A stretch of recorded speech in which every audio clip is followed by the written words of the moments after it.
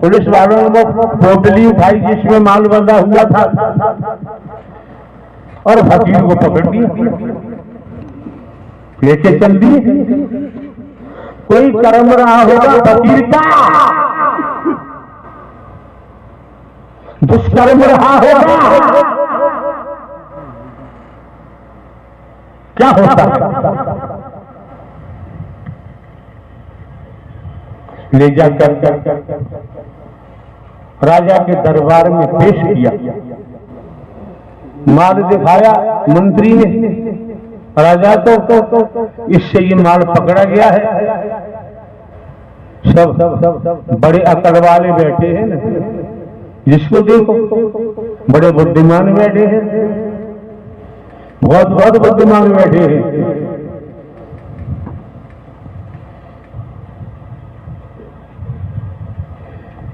माल देखा, उससे फकीर से कहा ये तुमने चोरी की है?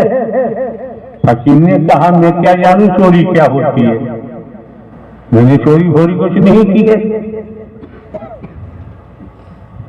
मैं तो अपने परमात्मा का भजन खुलेआम करता हूं, मुझे चोरी करने की जरूरत ही नहीं।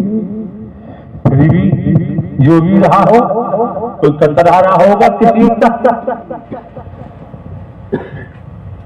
40 चाबुक मारने की सजा राजा ने सुना दी। चाबुक मारने वाले को बुलाया,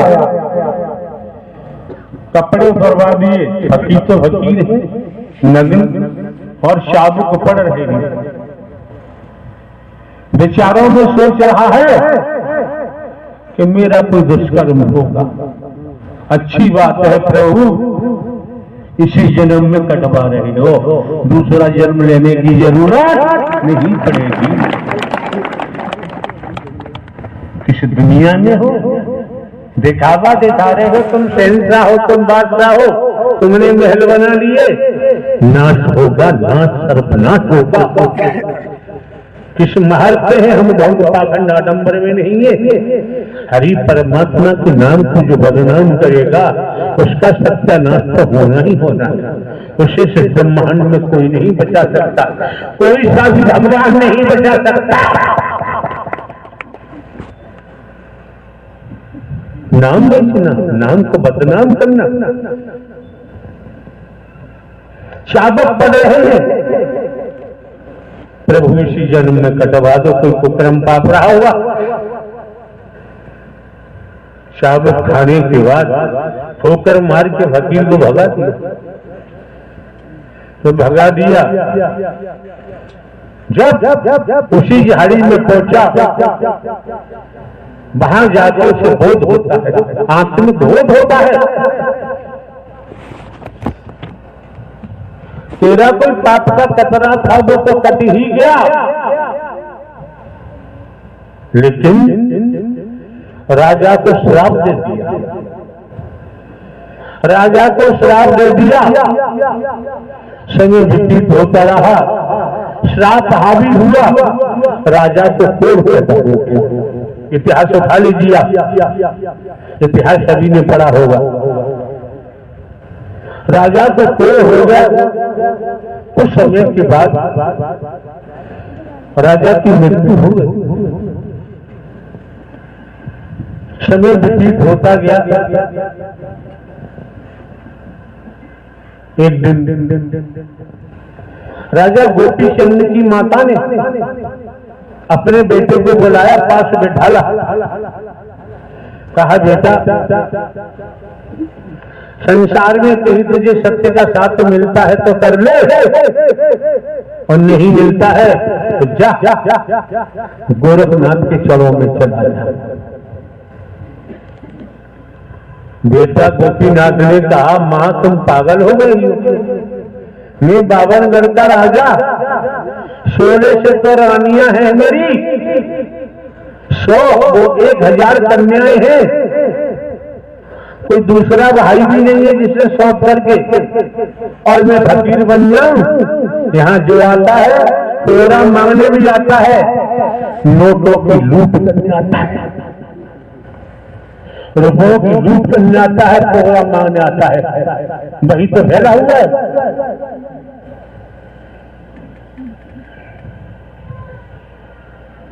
गोपी चंद की मां ने कहा, मैं कहती हूँ योग धारण कर।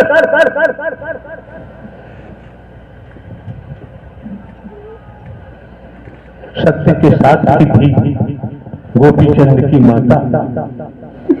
उसने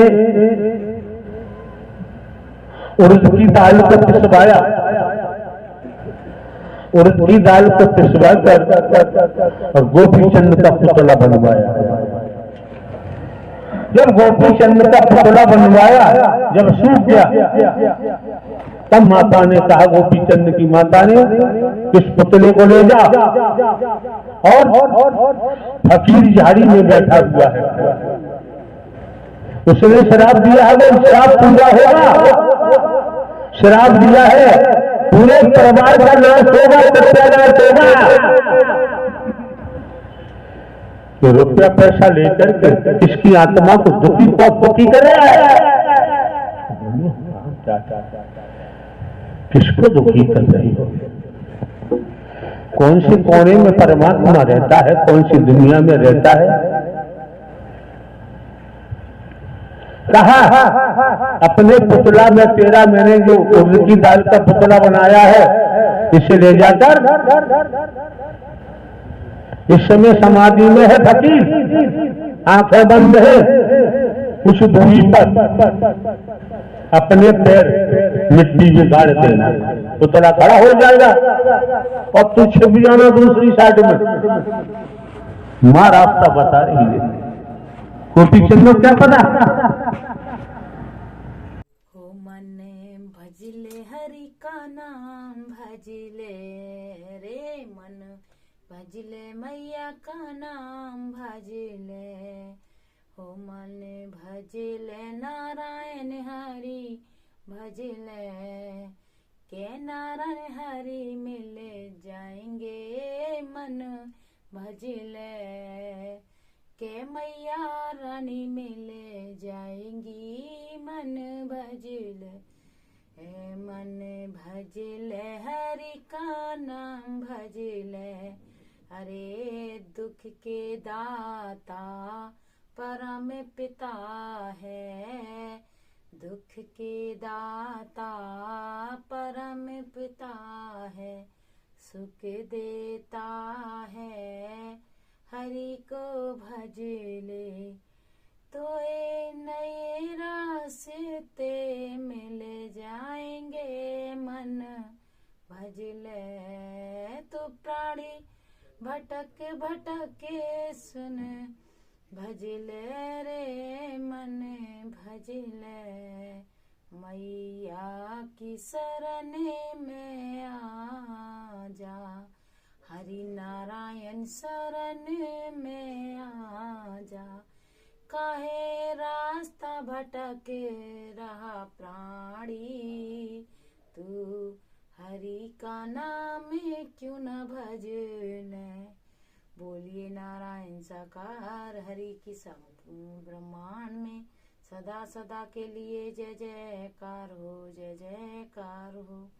जगत जननी लक्ष्मी मैया के चरणों में मेरा कोटि कोटि प्रणाम। प्यारी दुलारी साथ संगत जी, नारायण साकार हरि जी के भजनों के चैनल पर आप सभी का स्वागत है। आप